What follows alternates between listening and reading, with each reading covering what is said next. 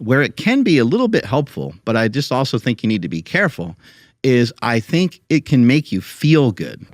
Honestly, there have been times where I've like popped a few kratom before going to certain things, because like we'll use a little bit of Mind Bullet before podcasting, but the thing is, it does get you in a little bit of a better, mood. Yeah. Right. If it's going to enhance the moment, why not?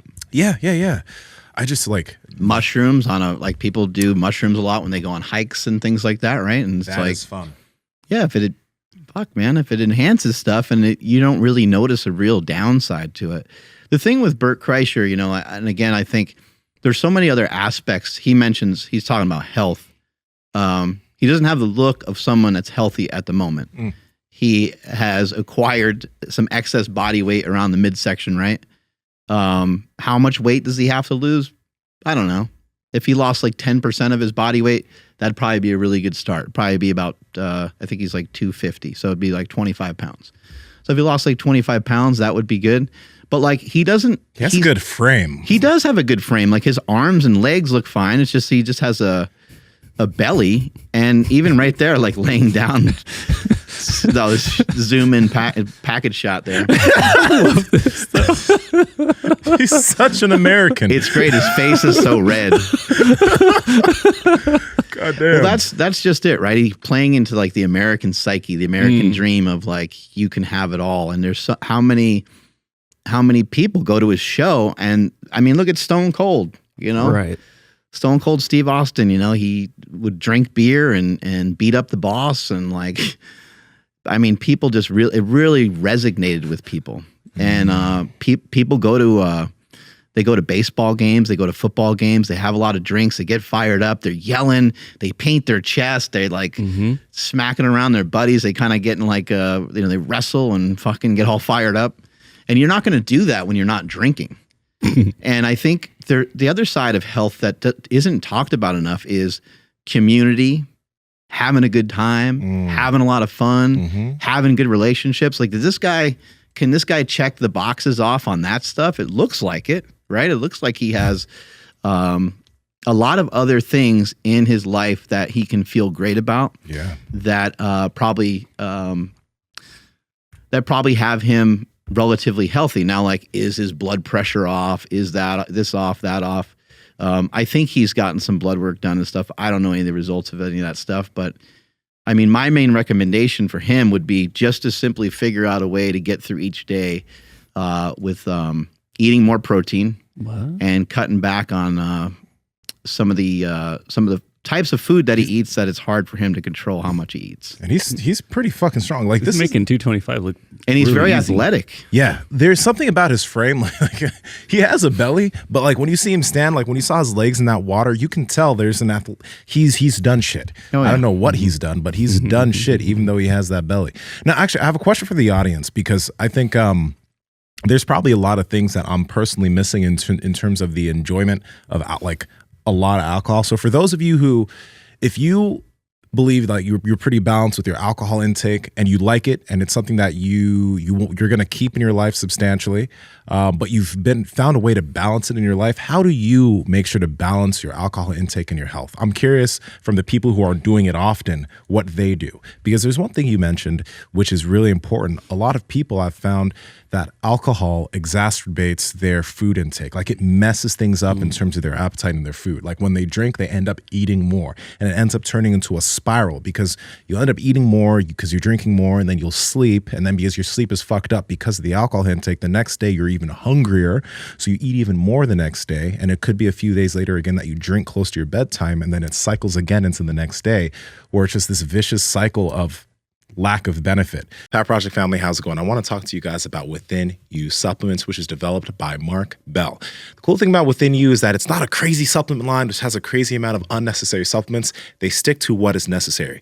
Whey protein, electrolytes, and the electrolytes are dope because they have amino acids and they have zinc. Then there's fasting gum. So we talk a lot about intermittent fasting on the podcast, and this fasting gum has apigenin, rutin, and caffeine, which can actually help you prolong a fast. It's really freaking cool. It was developed by Mark and Joel Green, who we've had on the podcast multiple times. So you guys got to check it out. Andrew, how can they get it? Yes, that's over at markbellslingshot.com. And at checkout, enter promo code PowerProject10 to save 10% off your entire order. Links to them down in the description, as well as the podcast show notes. That's why it's like the drinking thing is really tough, especially being able to drink quite a bit and staying really healthy, because it doesn't help good habits. Like it doesn't make things that, like one of the biggest things, which is your sleep, it doesn't allow you to do that in a good way. So that means the next day you have to be hyper focused on not letting those craving triggers get you to take action on eating food. So it just seems like a battle that I'd much rather just not fight. You know? I don't know exactly what alcohol does. I don't know what it does to the brain and so forth. But when I did the diet of 1 bottle of wine a day. Oh, Jesus. How long did you do that? I did it for 5 days. Okay. And it was interesting. I mean, I did lose some weight, but I mean, there's just like a calorie equation to everything too. I had 1 regular meal, drank a bottle of wine a day. It was really hard to figure out how to do it with like commuting and driving places. I was like, how the fuck? So I had to kind of switch things up from what was recommended to drink just later in the day. But benefits of a Tesla. yeah. Let the Tesla drive for you.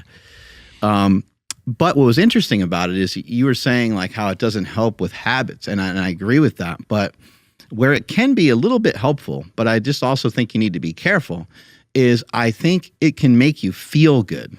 And we can't ever underestimate the power of feeling good. Kratom makes you feel good. Caffeine makes you feel good. It's a really dangerous thing to chase, though. And it's a dangerous thing to really lean on. Like, I'm going to feel good, you know? Working out is a really amazing thing because it doesn't always work out. Like, it doesn't always work that you always, like, you will potentially always feel a little bit better after you worked out from where you started, but you won't always feel amazing. And I mean, it's kind of the same thing can happen with alcohol, depending on setting and who you're with and stuff like that. Sometimes it doesn't work that great, but for the most of the time, when it comes to a drug, caffeine, kratom, alcohol in this instance, it will do about the same thing every time. And so I think that can be dangerous sometimes to kind of like, it could be your favorite song. You're trying to search for your favorite song and you think it's going to do something to you specifically and get you fired up or put you in a particular mood, and it just doesn't. And you're like, oh, that's weird. It still didn't hit me the way that I wanted it to.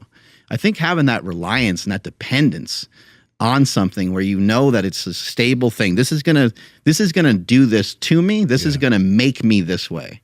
And I don't like that. I don't like to have stuff make me. I'd rather utilize alcohol where I'm already in a pretty good mood. I feel really in control, and maybe I'll have 1, maybe I'll have 3, but I just want to enjoy this moment with some other people, and I'm in control of this moment, and I'm kind of dictating my mood, and I'm going to dictate how much of this I have. Guys, we're working hard over here trying to learn, trying to bring our information to you, and we need your help. A lot of you guys watching these bites aren't subscribed, so just click that red subscribe button and hit the notification bell so you can see when we continue to come out with this heat. Talk to y'all later.